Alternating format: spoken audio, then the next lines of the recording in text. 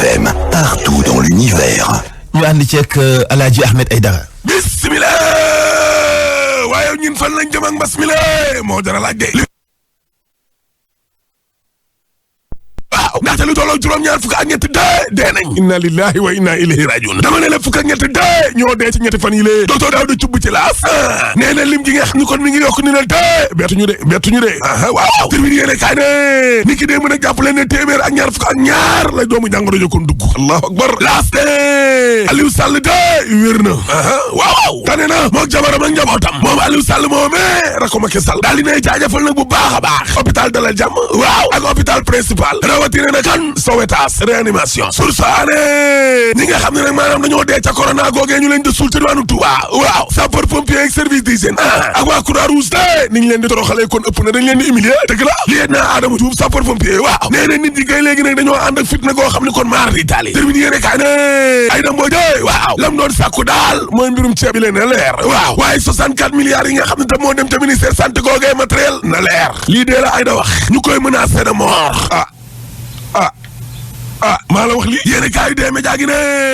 affaire bandi la de affaire bandi daal la ñuy jaay ay dëmboo ñoo ne réew mi quotidien ne ay dëmboo cay waaw dañ koy xupp ne danañ ko rey menace de mort laa ilaaha illallaah ndaxte ay dëmboo député daal nee na Mansour Faye ak Abdoulaye Diouf Sarr ñëw leen ci assemblée nationale googu gindi nit ñi leeralal nit ñi le quotidien yéene kaay ne benn jege ñaale Abdoulaye Diouf Sarr te waaw moo doon menacé ay dëmboo bu ñu sukkandikoo ca ndaw sax waaw parce que ay dëmboo nee na benn 33 869 42 nangam sangam moo ma téléphoné ne ma soo bàyyiwul Abdoulaye Diouf Sarr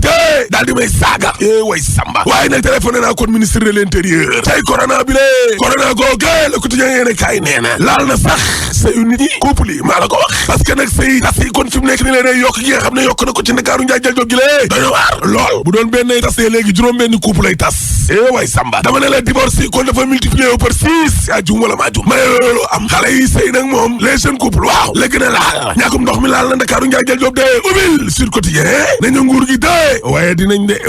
de parce que ndox daal daanaka doom bu góor la kenn gisu ko ci yenn ci ay quartier ci Ndakaaru njaay jël jóg gi lée aca banlieue ba kay évidence seene kaay ne ñàkkum ndox ma ca Ndakaaru njaay jël jóg de waaw ma ne la président Macky Sall daal dina xëcc nag nopp ministre ba dëgg la rawatina nag ci jamonoy werante gi lée ci seen o mi nga xam ne nag moom lañ joxaat kon suñu ndox mi Macky Sall ci boppam waaw daal dinay wax nag ak kii di Serigne Mbaye Thiam laa la wax 24 heures yéene kaay ne dëgg la Macky Sall kay démb ca conseil des ministres ba kon dafa gësam yëngal na Serigne Mbaye Thiam laa la wax libération yéene kaay ne école yi de danañu jàngiwaat alhamdulilahi rabbil alamin ñaar fukki fan ak juróom ci weeru juin bii la vox populi ne dañ leen koo forcé de termine yéene kaay ne ubbi l'école yooyee waaw waa France de le 22 juin la ñuy jàngi Sénégal le 25 juin Macky Sall daal xam naa ne ma ngay macroniser nag ay dogalam dëgg la mbir mi daal xaw ma day tombé xaw ma lii daal lan la en tout cas dogal yi Macky Sall di jël ak Emmanuel Macron gay waaw ni ñuy teglante noonu la ñu nuróoyee waa CEMS de daal dañuy sàkku ne ci kilifa yi kon ñu jël seeni matukaay damboo ci CEMS ci les écoles yéene kaay waaw nee na président Macky Sall gouvernement ngam bi lée pression bi jóge ci privé bi de moo tax ñu def lu ni mel Cheikh Bamba Dièye ci yéene kaay gi waaw nee na man nag dama dul duggati ci lii sénégalais di def parce que li xew nii yëpp sénégalais ay complice lañ dëgg la laaste en tout cas àllu mbaaw bale de ni ñu ko caxat-caxatee waaw Abdou Karim Sall ministre ak Abdoulaye Timbo maire Pikine waaw ñoom lañ jam kon baaraamu tuuma de mardi tali waaw parce que ay ndaw yu nekk ca diwaanu mbaaw googee waaw dañoo tuumal ministre environnement ne daa bëggoon a jox kon maire Pikine Abdoulaye Timbo lu tolloo fukk ci ay hectares la ilaha illallah waaye cellule communication ba de weddi nañ ko de nee nañ Abdou Karim Sall mi lée yooyee nekku ca yii nekku ci yéene kaa gi ne délégué de quartier yi de waaw la ñu bëgg daal mooy ay sëgi ay armeel cay wàllum suuf soosé source a ak direct news waaw nee nañ kalaame ba waa aar suñu suuf ak aar suñu littoral waaw bind nañ ko teg nañ ko nag ci table directeur général u impôt domaine ñoom waa kuréel ga de la ñuy naqarlu nag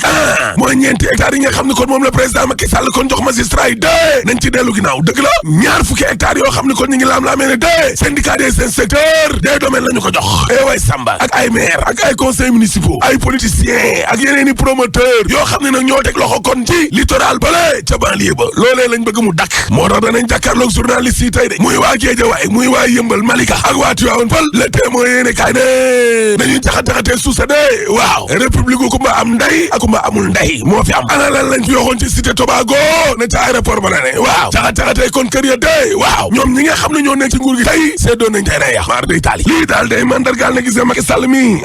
partem famem ay copain ay sëriñ la patrie dooga di critique yéene kaay ne Cheikh Yérim Seck de waaw sous contrôle judiciaire ate ka ba de de dellu na ginnaaw nag ca kaso enquête yéene kaay de waaw ñëw ak ñun tey ci suñu ministre de la justice bi de ndeke ci famille marabu la bokk de ñàkkul tamit de te tabe na réseauté na la ñu koy tuumal kay mooy ñàkk tëddee njaaxaanaay ci yenn ci dossier l'observateur ne ata ba dal ca kaw Lamine Diack ak waa këram de miti na lool juróomi atu yàlla de boo sàgganee danañ ko tëdd ci kaso bi bàyyi ba juróomi atu yàlla masata laaj leen tamit ñaar fukki milliards ak juróom-ñaar allahu akbar direct news de coowal Lamine Diack waaw xam nga Lamine Diack keroog bañ koy doog a ate daa dëggal ne xaalis su Russie googe 2009 à 2012 waaw jëfandikoo nañ ko ngir daaneel nguuru Abdoulaye Wade gi lée ci ñetti élection parce que il fallait ñu gagné Ndakaaru Ndiaye jël Diop Abdoulaye Wade na ca jamono xamaloon na Pape Diogaye Faye ne ko maa ngi waxtaan ak samay avocat xool nan laay constitué partie civile ana la Wade di xaar Dakar Times de lan mooy Hezbollah mouvement terroriste la wala organisation religieuse la critique yéene kaay ne en tout cas lu ci mën a am de seetal xaalis bu salte di blanchiment d'argent rawaleeg l'impôt gi lay waaw business bu salte la libanais di def kon fii ci Ndakaaru Ndiaye jël Diop lëkkaloo ci nag ak yenn ci ay kilifa ci régime yëpp nag yéene kaay Pape Sarr bi ne dama ne ministre magistrat wala député bu ñu leen joxul lekk gi nii ca kaw ñu ngi leen koy boxal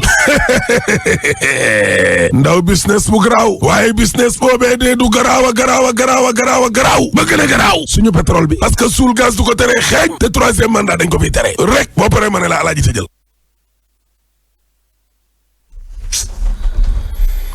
doy na waar de moom naa ne daal kéem taan alaaji boo gisee ni ñuy caxatee suuf si nga xam ni yi ci ëpp xeetu xaalis bu setul boobu la rek nit mënta dem ci àll bu kenn dëkkul mu jënd fa lu ëpp téeméeri hectare mënu koo jëfandikoo mënu koo utiliser bayu fa defu fa dara mais dafay denc xaalis parce que moomeelam la qu'est-ce que ça veut dire suuf état ko moom téye ko ñëw lëkkaatlu benn as commune rek accaparé suuf si yëpp état jaaralewul yoon nag c'est dommage am na ci yoo xam ne état du ko yëg sax maa la waxal loolu am na ci yoo xam ne moom bu ko état yëgee sax nag non loolu moom état mënu ko yëg ndax du ci lekk dara am na business boo xam dafa jéggi dayoo.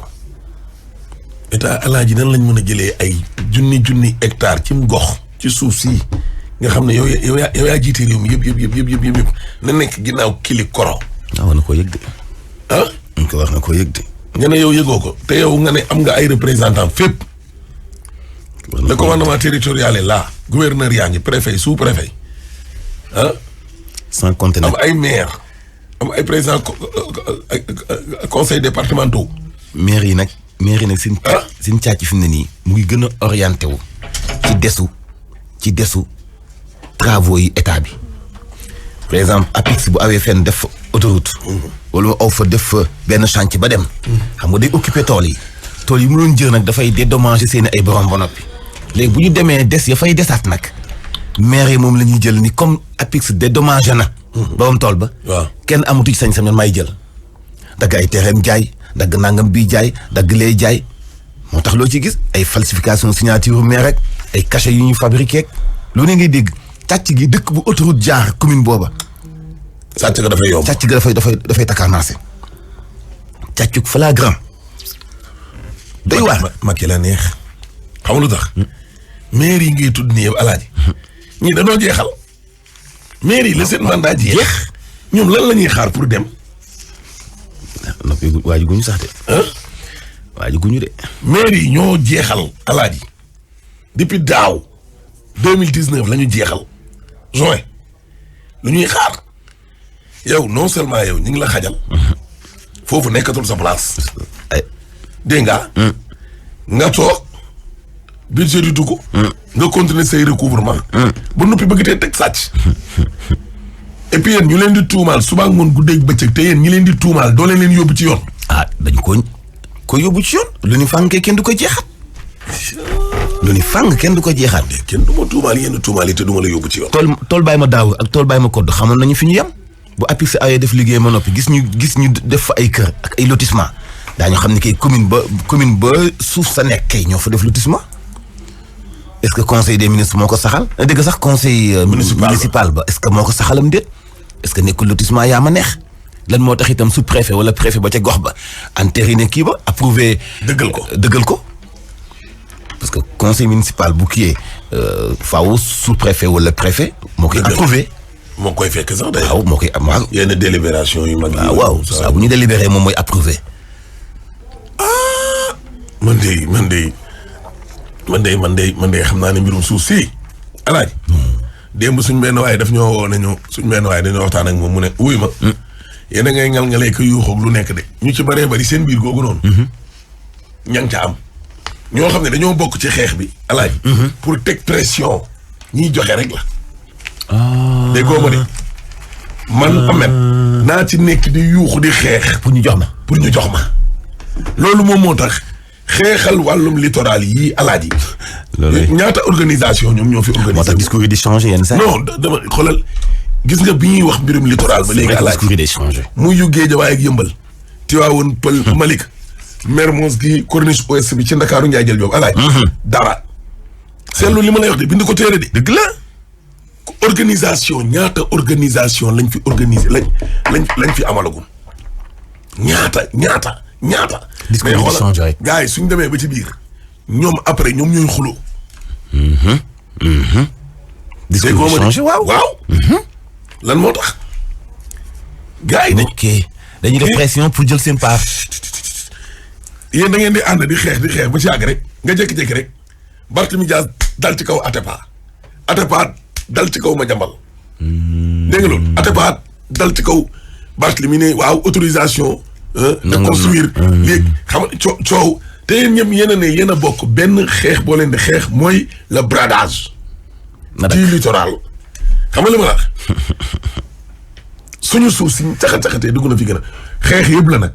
xeex yëpp benn waaye démb dama ko woo ma ne ko ñin suñu conférence de presse bi tey la tey jii ci alxames bi dañuy def conférence de presse fooyee waxi naan Malika la Géejawaay Yëmbal tey jii ak Tivaouane Pël dégg nga pour dénoncer waaw fan lay doon waaw xanaa Nimzaat fii gii hip hop mooy foofu ñoom malal taala ne gii hip hop ok waaw mu ne ma ana ñoom diw ak ñoom diw ma ne xam naa dinañ ñëw mu ne ma am na ca ñoo xam ne duñu ñëw te ñooñu dañoo mës a taxaw ci xeexu littoral bi mu ne ma bu ngoonee danaa fa doxantu si bu ma ñëwee danaa taxaw sa ginnaaw di nga fa ne ma ne ko waaw mu ne ma naa la tàllal loxo def la nii ne la ana gaay yi dëgg de am na fu mu ko teg am na ñoo mu ne ma ndax ñooñu instant bi ñu ngi ci xeex bi ma ne ko non ñëwaguñ nag ndax benn réunion rek lañ amalu dañoo jot mu ne am na ñu dul ñëw am na ñoo xam ne jotuñ de am na ñoo xam ne jotuñ te dañuy ànd ak yow pour teg pression rek pour jot oui magistrat yi du yoon ñu leen di jox foofu syndicat yi inspecteur domaine du yoon teg pression pour rek yow ñu woo la ok mooy ni gars yi di organiser léegi xam naa dil boobu wàllu mouvement yi ni ko gars yi di organiser rek da ngay organiser nii xoolal alaaj tuuti mouvement ñetti ni sax woote mouvement nit ñi di ñëw commencé di la gëm nga jékki-jékki rek def conférence de presse déggoo ma de ni ko am naa mbooloo waa nguur ga toll fa la gis la moo xam régime local ba la waa mairie ba wala tonton Jogoy ci boppam ñu ne Ahmed mais mi ngi mbooloo de dégg nga fekk yow sa mouvement juróom benn weer rek laa mago ñu woo la nga rallier yow ñi lay topp intéressé wuñ la ñi lay intéressé mooy ñetti nit ñooñu nga xam ne moom nga nekkal ñu déggal la point am na bu baax li ngay wax moo tax mouvement yi boo ci xoolee du ñu am ñetti at du ñu am ñeenti at du ñu am juróomi at de résistance juróomi at ngay benn bañ parce que woo gu ne dinañ la ko woo côté bu ne dinañ la ko woo bu dee nag yow la taxoon a jug sa objectif dafa précis woon mooy lan man dama defar mouvement bi pour gars yi woo ma laaw ma ñam boo ñemee bàyyi damay dem waaw mu ko def uniquement pour ranger wu ji après boo ñemee da ngay bàyyi waaye bu dee yow nag yow li la tax a jug xam nga ko xel te muy dëgg ci yow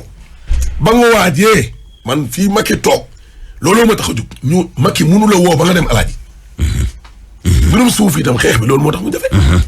mais yéen maire yi chaque jour ñu wax leen ni leen léegi te yéen ñi leen di tuumaal sama ngeen yóbbu leen ci yoon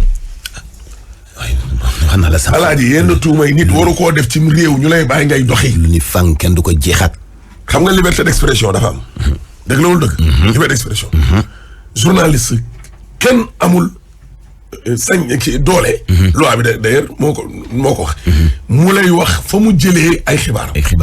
waaye lii Cheikh Yérim Seck wax tey alaaji daal laaj taxaw seetlu waaw daal laaj sa libération la ay contrôle judiciaire rek Samba Kory Ndiaye ginaar ki nenam gendarmerie teg na loxo 4 milliards loolu la wax lu tolloog milliards sax déposé wuñ ko 600 et quelques millions benn ñaar njabootug Fares gi dañuy laaleeg Hezbollah terroriste lañu alaaj nga wax lii ci télé ak rajo ñu jàppale sa ministre de la justice ci boppam ak i kilifa xam nañ ci te FBI ci boppam teg na bët ñaar xaw ma ñett ci suñuy ministre de la république kooku même ministre yi bu ñu porté wul plainte sax état wu Sénégal la war a jóg quoi. war a jóg. Cheikh war a leeral ba mu leer naan. ndax benn personne boobu kese wala ñaari personnes yooyu nekk ci gouvernement. mënut a tax ñu sacrifier askan wi lëm. ñu approfondir ay propos